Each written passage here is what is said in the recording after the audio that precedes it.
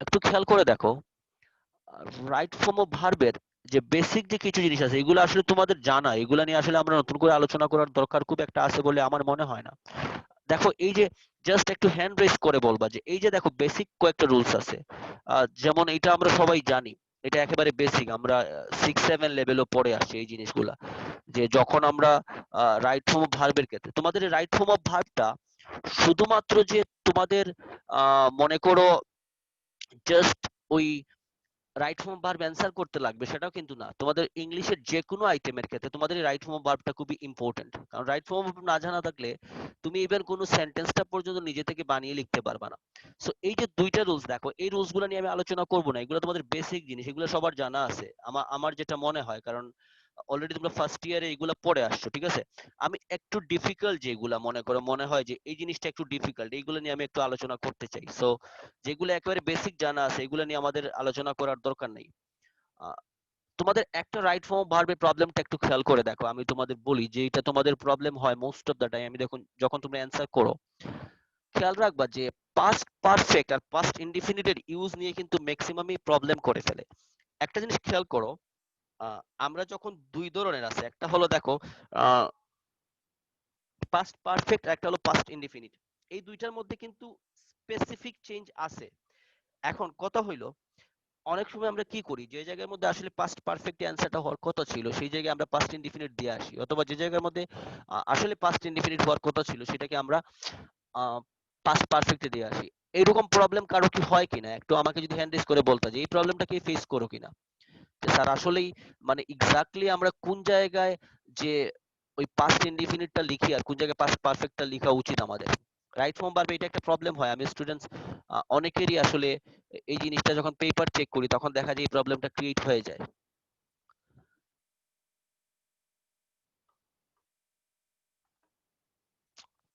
নেটটাও মাঝে মাঝে একটু problem করে। আচ্ছা আমরা দুইজন পাইছি, দুই তিনজন পাইছি।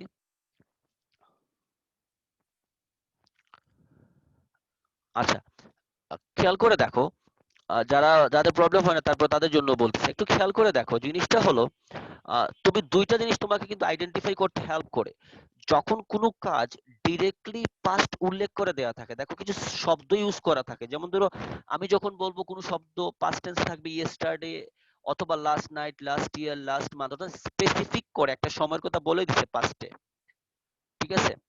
সেই ক্ষেত্রে দেখো আমাকে ওইটা পাস্টে অবশ্যই পাস্ট ইনডিফিনিটে লিখতে হবে। যেমন ধরো আমরা যদি বলি যে মিনিংটা কিন্তু এরকমই দাঁড়ায়, দেখো 1971 সালে আমরা স্বাধীনতা পেয়েছিলাম, ঠিক আছে। এটাকে কিন্তু দেখো আম, অনেকেই বলতে পারে যে we had got hour independence in 1971, কিন্তু খেয়াল করে দেখো এই জায়গায় 1971 উল্লেখ করে দিছে, সো ডিরেক্টলি এটাকে পাস্ট রেফার করতেছে।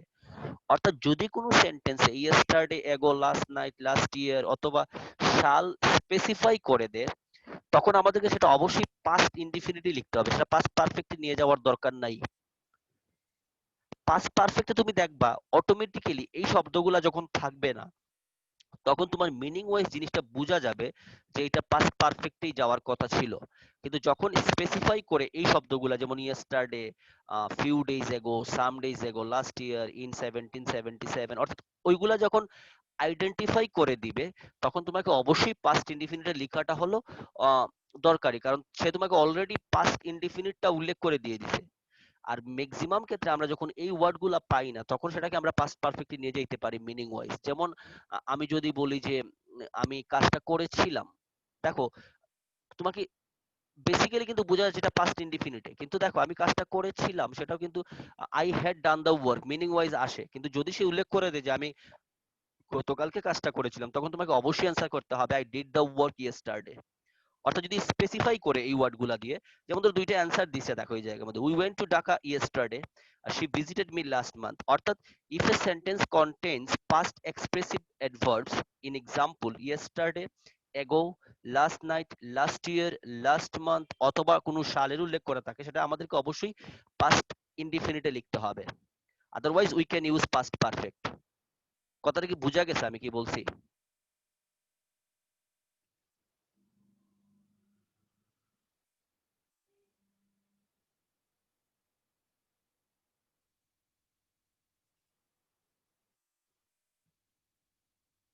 Okay fine, good. দেখো আজকে কিন্তু আমরা র্যান্ডম ক্লাস করতেছি, যেহেতু আমার একটা স্পেসিফিক ক্লাস ছিল, যেহেতু অলরেডি পড়ানো হয়ে গেছে, সো এই ক্ষেত্রে আমি যাচ্ছি না, এই কারণে আমি র্যান্ডম ক্লাসটা করাচ্ছি, যাতে তোমাদের কিছু প্রবলেম নিয়ে একটু আমরা আলোচনা করতে পারি।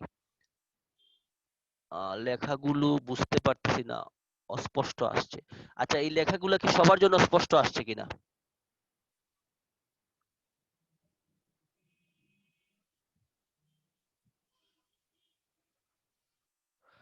আচ্ছা, এই জায়গায় আমি বলি তাইলে, ইশরাত জাহান বুশরা, যে প্রবলেমটা তোমার হচ্ছে, তোমার হলো হয়তো নেটের কারণে, তোমার হয়তো ওই জায়গায় নেটের কানেকশনটা খুব একটা ভালো না, এই কারণে হয়তো তুমি এই প্রবলেমটা ফেস করতেছো। ঠিক আছে, যদি বাকিদের বোঝা যায় ক্লিয়ার, তাহলে আমি যেটা বলতেছি যে ইসরাত জাহান বুশরা সে লিখছে যে তার এটা দেখা যাচ্ছে না, সো আমার মনে হয় তোমার নেট কানেকশনে একটু প্রবলেম আছে। ঠিক আছে, আদারওয়াইজ সবাই কিন্তু বুঝতে পারতেছে।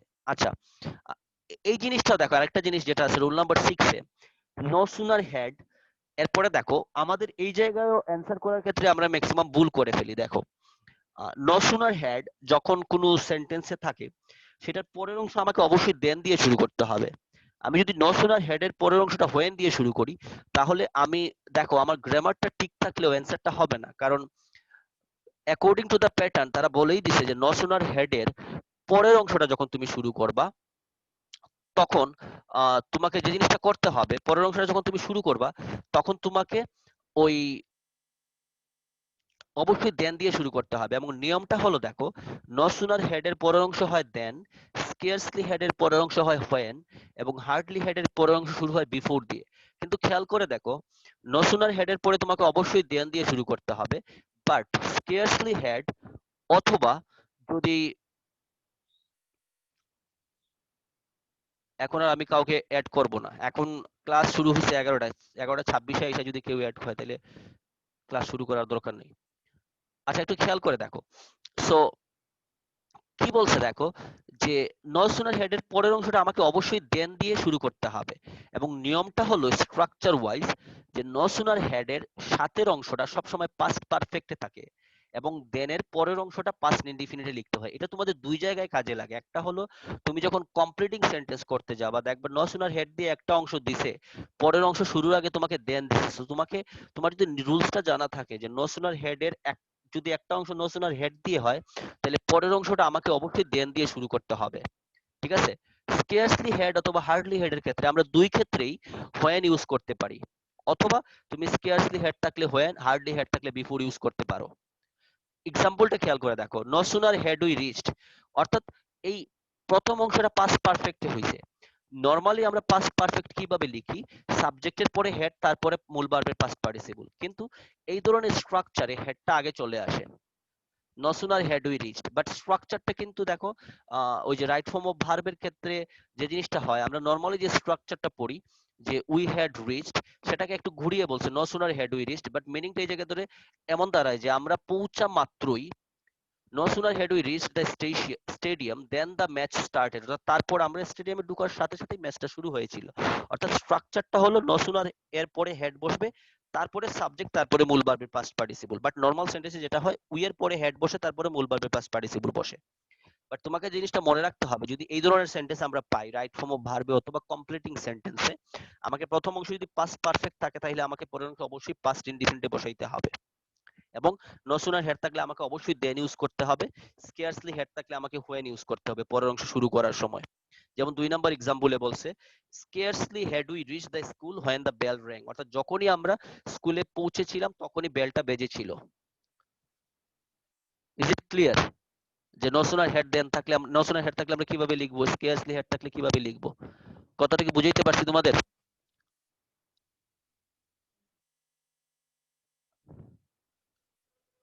Please raise your hand. Okay fine, okay fine, good. আচ্ছা, ওকে, দেখো একটা জিনিস খেয়াল করো যে আ, এই জায়গায় দেখো আমরা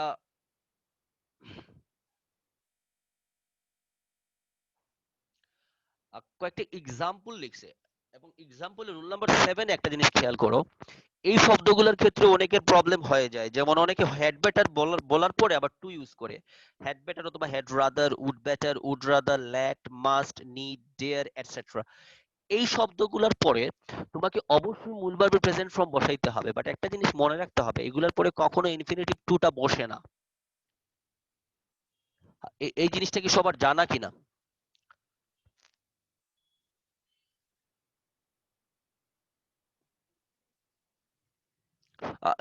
এই রুলসটা সবার জানা কিনা যে হেড বেটার বা হেড রেদার অথবা উড বেটার থাকলে আমাদেরকে ডিরেক্টলি ভার্বের প্রেজেন্ট ফর্মটা বসাইতে হবে।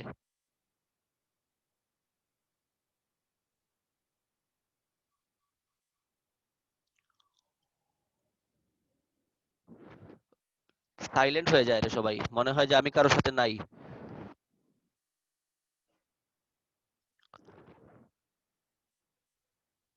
আচ্ছা,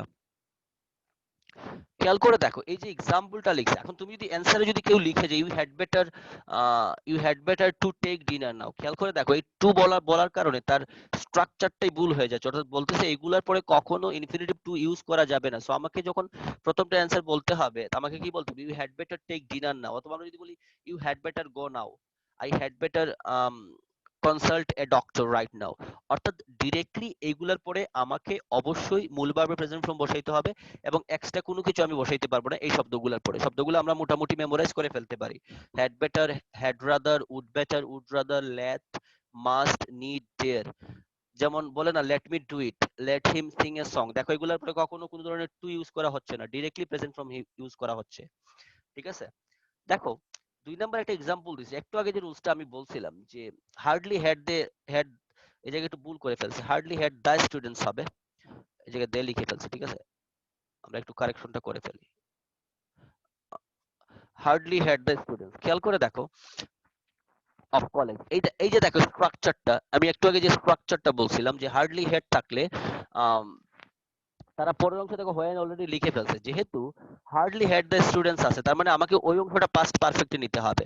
সো আমাকে অ্যান্সার করার সময় অবশ্যই লিখতে হবে hardly had the students of college reached when the rain started, অর্থাৎ যখনই কলেজের স্টুডেন্টরা পৌঁছেছিল তখনই বৃষ্টি শুরু হয়ে গিয়েছিল, কলেজে পৌঁছার সাথে সাথেই। অর্থাৎ এই হার্ডলি হ্যাড থাকার কারণে এই অংশটা আমাকে পাস্ট পারফেক্টে নিয়ে যেতে হবে। আরেকটা জিনিস খেয়াল করে দেখো, এই যে অ্যান্সারটা, 3 নম্বরের অ্যান্সারটা কেউ একটু আমাকে একটু বলবা যে এটা আমরা কি অ্যান্সার লিখতে পারি?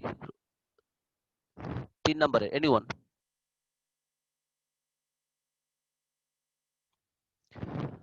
উপমা চৌধুরী বলছে যে present form and base form এর মধ্যে পার্থক্য কি? Present form and base form are same, base ফর্মটাই প্রেজেন্ট ফর্ম। উপমা চৌধুরী বুঝতে পারছো কিনা? অনেকে বেস ফর্ম বলে, অনেকে আবার আহ, তোমার প্রেজেন্ট ফর্ম বলে, দুইটাই সেম। আচ্ছা, একটা অ্যান্সার আমরা পাইছি, একজন লিখছে যে অ্যান্সারটা হলো হ্যাভ নট কমপ্লিটেড। আচ্ছা, এটার সাথে সবাই একমত কিনা যে হ্যাভ নট কমপ্লিটেড অ্যান্সারটা রাইট কিনা?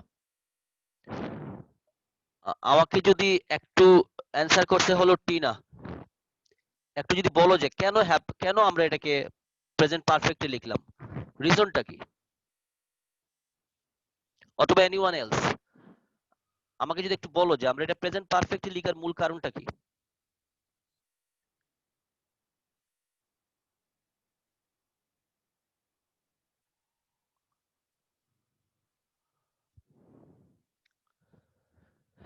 Is there anybody who knows why? Or Tina বলতে পারো, একটু লিখেও বলতে পারো, না মুখে না বলে লিখেও বলতে পারো why. Okay, very good. Yet, yet থাকার কারণে এটাকে আমরা প্রেজেন্ট পারফেক্ট করতে, অর্থাৎ আমাদের রুলসে ছিল কি রাইট ফর্ম অফ ভার্বের, যে কোনো সেন্টেন্সে যদি just now, ever, never, yet, recently এইগুলা থাকে, তাহলে আমাদেরকে অবশ্যই সেটা প্রেজেন্ট পারফেক্ট ইউজ করতে হবে। সো এই জায়গায় যেহেতু ইয়েট ছিল, এই কারণে সেটাকে আমরা প্রেজেন্ট পারফেক্টে ইউজ করছি। আচ্ছা, একটু 4 নম্বরে খেয়াল করে দেখো, Muslims dash dash Eid twice a year. এটা দেখো একটা মানে ইউনিভার্সাল ট্রুথের মতো, এটা যে মুসলিমরা কি করে বছরে 2 বার ঈদ উদযাপন করে। সো এটাকে কোনো পাস্ট টেন্সে নিয়ে যাওয়ার দরকার নাই, ফিউচারও নিয়ে যাওয়ার দরকার নেই। সো অ্যান্সারের ক্ষেত্রে, এই ধরনের কিছু অ্যান্সারের ক্ষেত্রে আমাকে সবসময় প্রেজেন্ট ফর্মেই থাকতে হবে। সো আমাদেরকে অবশ্যই বলতে হবে যে Muslims enjoy Eid twice a ইয়ার। ঠিক আছে, এই জায়গায় অনেকের প্রবলেম হয়ে যায়, যেমন এই প্রবলেমটা হলো হ্যাঁ, আশিস সূত্রধর, ঠিক আছে। এই জায়গায় যে প্রবলেমটা হয়, অনেকে এইটাকে দেখা যায় প্রেজেন্ট পারফেক্টে নিয়ে যায়, অনেকে দেখা যায় আবার সেটাকে প্রেজেন্ট কন্টিনিউয়াসলি লিখতে, প্রেজেন্ট কন্টিনিউয়াসলি খুব কম লিখে, কিন্তু প্রেজেন্ট পারফেক্টে অনেকেরই পাইছে আমি লিখে ফেলে। সো এটা হলো বেস ফর্মে সবসময় থাকবে, দেখো এটা হলো একটা ইউনিভার্সাল ট্রুথের মতো। সো মানে এটা সবসময় দুইটাই ঈদ উদযাপন করে, সেটা সবসময় চলে আসছে, পাস্টেও করছে, প্রেজেন্টেও করতেছে, ইন ফিউচারও সেটা করবে। সো এটার কোনো চেঞ্জ হবে না। সেম দেখো, পরেরটাতে একটু খেয়াল করো, people of Bangladesh dash from various diseases, অর্থাৎ বাংলাদেশের মানুষেরা বিভিন্ন ধরনের রোগে ভুগে, সেটাকেও আমরা প্রেজেন্টে রাখতে পারি। পিপল অফ বাংলাদেশ অ্যান্সারটা আমরা কি বলতে পারি?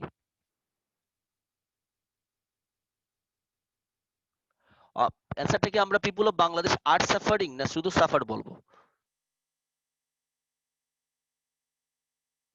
আমাদের টাইম চলে যাচ্ছে রে, 1 মিনিট আছে আর।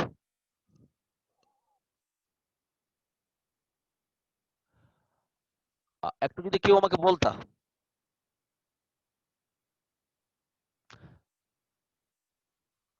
আচ্ছা, একটু খেয়াল করে দেখো যে পিপল অফ বাংলাদেশ সেটা সাফারি থাকবে, হ্যাঁ। জি, ভেরি গুড। সাফারি থাকবে কারণ এটাতে চেঞ্জ করার দরকার নেই, এটাও সেম আগেরটার মতোই। So people of Bangladesh suffer from various disease. আচ্ছা,